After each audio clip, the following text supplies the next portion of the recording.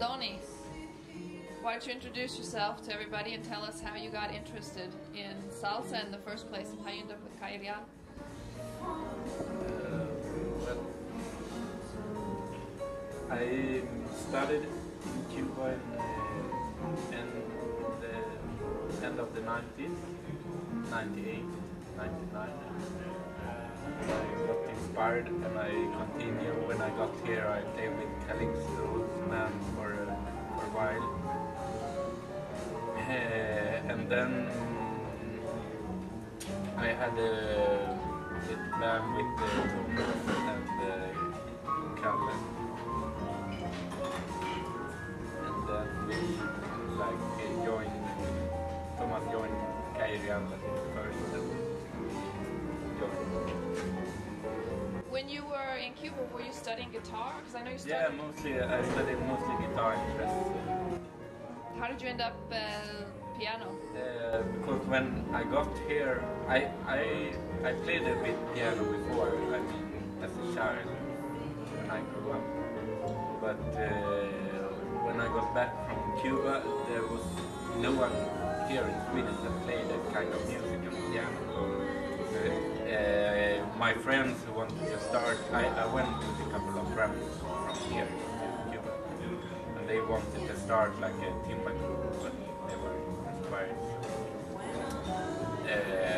They wanted me to play the piano because I was the only one they know who played it, who possibly could play that kind of music, so I started to pick up some lines. How did you pick up the style of tumbao that they have in Cuba? I mean, it's much more aggressive and interesting, in my opinion, than regular salsa montunos. No, I think it was quite easy since I had been there for almost a year, and I was to all these concerts with everyone, with Paulito and Isaac, and so I picked it up somehow there. Then since I studied also the dress lines are similar to original tumbao playing, so I think it was quite easy then to pick it up. Peter, tell us your story. Well, I just started to play with the band last year, I think. I think I started to play salsa and timba when I moved to Stockholm. I never played it before, about 5 years ago. And I moved here to study at the Royal College of Music. And I met all these guys who was playing timba and salsa. And I got the opportunity to play with these guys, and it's the top band in all of Europe, I think. And it's great. It's really fun. Kafry. See. Well, I wanted to do something different from like the original. I've been studying music for a lot of years, and I was studying at the Royal College of Music in London, classical trombone, which was really conservative. And after a year, I just had to take a break, and I wanted to do something completely new. And one evening, I met Gunnar out in a club, and he said he'd been in Cuba for a year. And the same evening, I was out with Tomas, because we're old friends since high school. And so we started talking to Gunnar, and I said I want to do something completely different this year. And so Tomas said, well, I'm going in September, I'm going to study music in Havana, you should come. And that was like a month before, and I just decided to come. So I actually went there together with Tomas, and I was studying trombone, some percussion, a little bit of piano as well. In Havana for a year, and I don't think I've been actually been more like interested in Brazilian music before that, like so. And I mean, apart from like apart from when I was at the social club, I hadn't heard that much Cuban music. But it's impossible to live in Cuba and not fall in love with the music because it's so much Cuba. So since then, yeah, came back to Stockholm. We formed a group called Salam Aleikum together with some friends. And then after a couple of years, I joined Calle Real. At first just playing trombone, then was playing trombone and guiro, then I was playing trombone, guiro and like doing choros, and then finally I decided just to do like guiro and choros on the gigs. Still I played on 2 records, trombone as well. It's hard for me to stay away from trombone. It's like the same with me, percussion. Yeah, you play some percussion on the album, don't you? Absolutely. So, like, next album is gonna be Peter's first album, but he's not gonna play any trombone solos because I'm gonna take all of them. Okay, and I'd like you guys to address the issue. Sometime last year I got an email from someone saying that they heard that Calle Real was breaking up, and did I know anything about it? And I said, no, I don't know anything about them breaking up. As far as I know, they're still, you know, going on. So maybe you guys can address that and put your fans' minds at ease. Yeah, well, we're not breaking up. We're like this old marriage that will go on forever. With all the ups and downs and everything like that. So yeah, we're not breaking up. Well, maybe some of you have heard that Patricio moved to Chile. So he's living in Santiago right now. But we still keep the group together. We play. We had some gig without him, and we did some gigs with him as well. So, and we've always been like this, not like different from the Cuban bands, that there's like one leader and you know everybody's like hired musicians in this group. We are like we really are. Are we 12 now? Yeah, 12 people like in the group working together. So actually I started to write some new materials, and then I emailed the songs to Patricio, and we talk about the lyrics, and then maybe he writes something and I come with input and we give each other input. So, and that's the way we have to, the way we need to work right now, because he lives there, we are here, but we can also write a lot of things here. So, I mean, it's actually still the same. Kafry, you've done, and also Rickard, they recently did great jobs, like looking up the gigs and stuff. We've been playing Stockholm twice. We've been to Israel. We've been to Kraljevo in Serbia. Yeah, we have things coming. I don't know if can we talk about that? Yeah, sure. Yeah, we're going to Japan. Yeah, so we have a lot of things going on. So we're absolutely we're not breaking up. And how are things going? When can we expect you to record your next album? Well, We have some plans. yeah, we have plans. We have plans on different albums actually. I think I said that in the last interview we did, like that. I want to release a live CD or DVD, maybe CD, DVD. So that I think I hope to get that train going quite soon. But we write new material, but nothing. We don't have strict plans for when to release the third album. Is it a little bit hard to get people together for recording and stuff because you also have other groups that you're working with?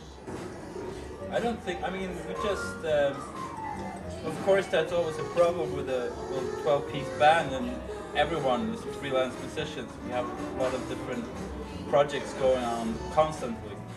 So of course that, I mean, that's sort of a problem. But so far we managed to record 2 albums, and I think the next one, when we decide to go into the studio, it's not going to be a problem. But I think we're still like assembling material, and we're trying to, you know, write. I mean, we all have like new material that we are like working on simultaneously, and so I think when we have assembled that material, we will like go into that process of recording the album and start. Are you gonna finally fulfill El Dony's dream of writing a really good feminist song? Probably yes, because now when Patricio is in Chile, you have to write the lyrics yourself.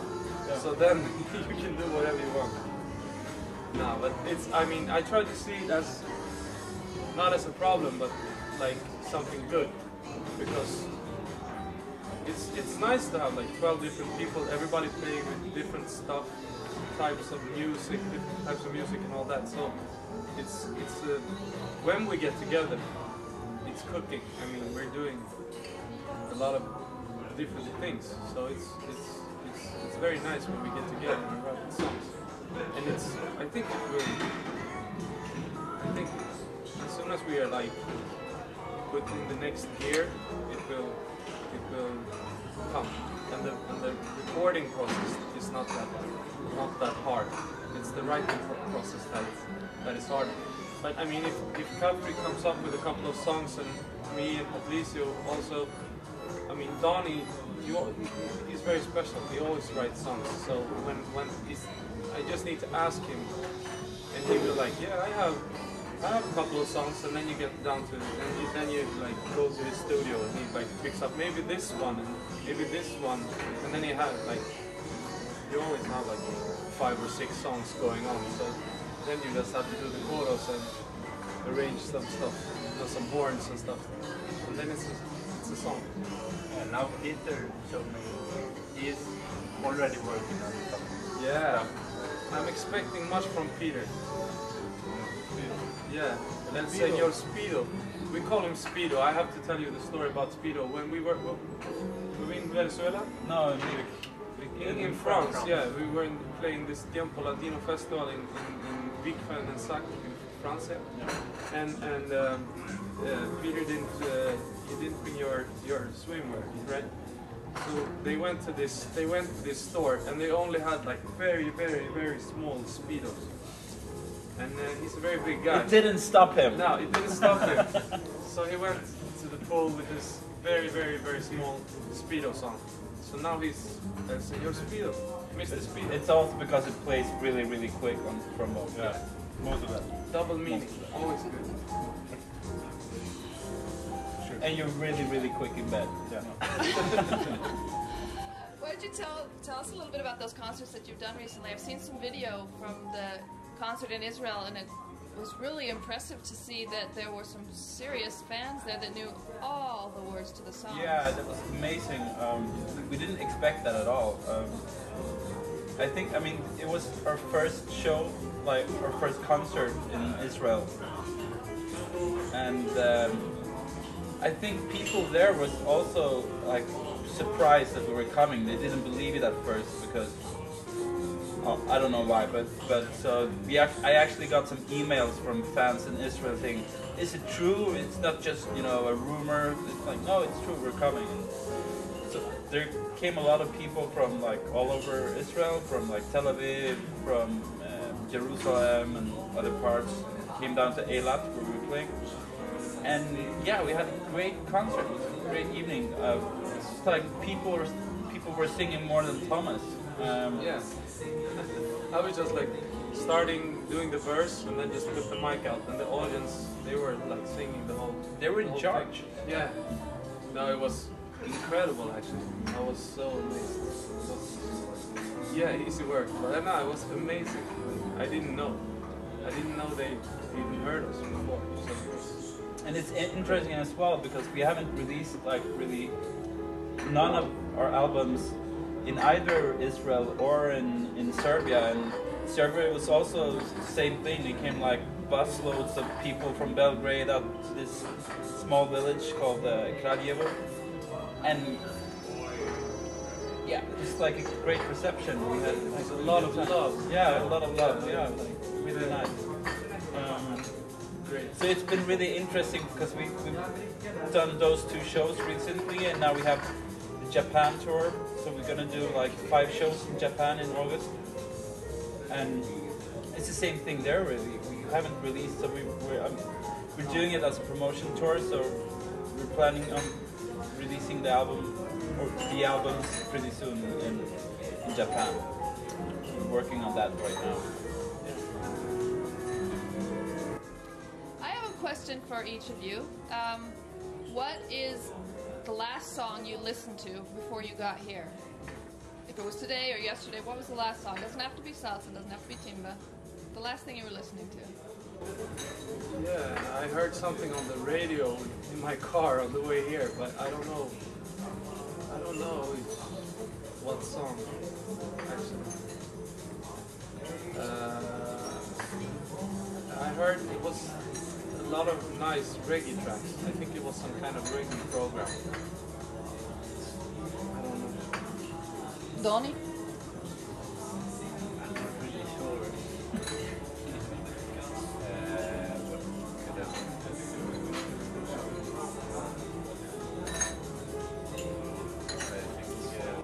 You don't listen to music much, huh? What? You don't listen to much music. Yeah, I do sometimes, but mostly radio. I have some favorite radio programs that I listen to. There's one called Klingan. It mixes a lot of music from all over the world. I listen to that a lot. And maybe that was the last thing I someday. Peter? I think it actually was Miles Davis. With Miles Davis working. I think it was the last one. Kind of nerdy. Lucky you. Miles Davis. Kafry? Before I got here, I haven't really been listening to. I've been working with music today, so the last thing I heard was a song I'm working on myself. But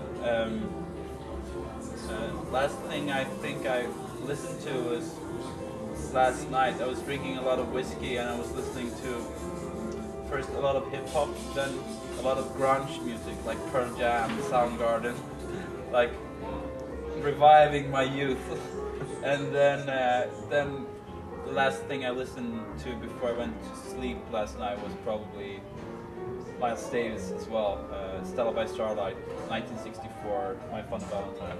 It's a great recording. And in terms of timba, what are if you guys even, I don't even know if you listen to it normally or not. But We're so disappointed. None of us listen to Timba. no, that's okay. I don't expect you guys to be listening. Since you're musicians, I expect you to listen to a lot of stuff. But what right now, because you know how you get like hooked on something, like maybe, oh, I've got this old Manolin CD out that I've been listening to or whatever. What is it that, the most current, stuff that you're into timba-wise? Well, I don't know. I mean, if I listen quite a lot to Timba actually. Every time I'm a bit down or something, I always listen to it because it makes me happy. I have my Los Bambang playlist, so it's just all the albums, and also my Charanga Banera playlist. So, but the reason I think I don't know much about the new things. I've heard Lito Reve, new stuff. It's great, and also Habana de Primera. Habana de Primera, they are really good. I have to say, it's good work, Alexander. Great. So yeah, I got like 4 new songs I think from the DJ in Argentina. He just sent me like 2 new songs I haven't heard before, and two songs that are released. I don't know if they are like Havana de Primera songs? Or? Yeah, Havana de Primera. Maybe you can listen to them. Maybe you know them. Oh, they're good. I really like them as a new group. Yeah, I love Alexander singing as well. Yeah, it seems great. Dony? Yeah, me too. I love it. When we were in Serbia, they put Havana de Primera all the time, so I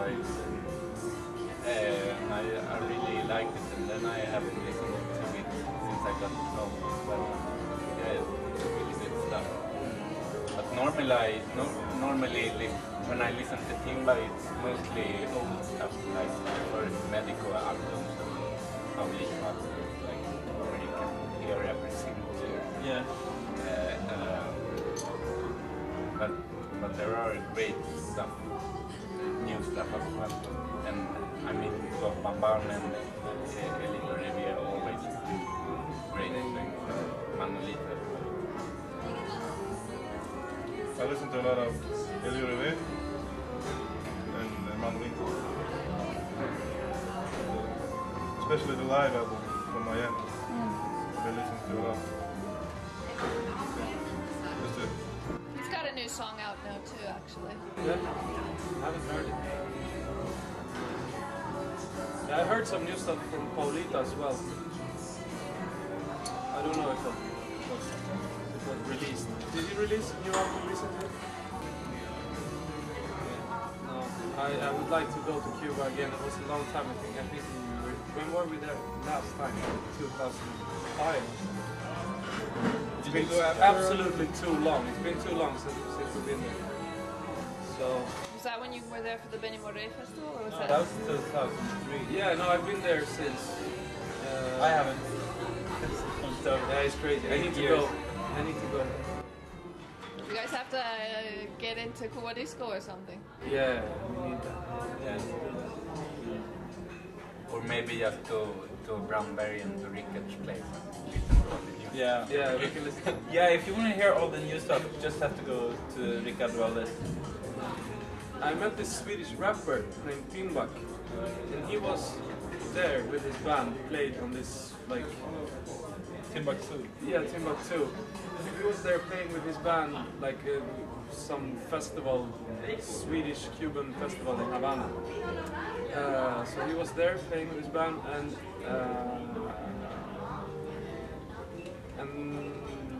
he told me that they played like one was, I don't know which one. He didn't know which one, but the Calle Real song on the radio and stuff like that in Havana. So now we need to go there. Yeah. Listen to ourselves on the radio. Sounds good. Yeah. Well, thank you guys for taking the time to come down here and talk to us. We're looking forward to another single at least coming out soon. Yeah. You're That's probably gonna hear a single or two. Yeah, that's actually how we were thinking about the next album. Like maybe just release first one song, and maybe a second one, maybe a third one, and when we release like 6 or 7 songs, we make 3 more, and then we make the whole album. So a single, you will get one. Okay, good. You will be the first one. Yeah.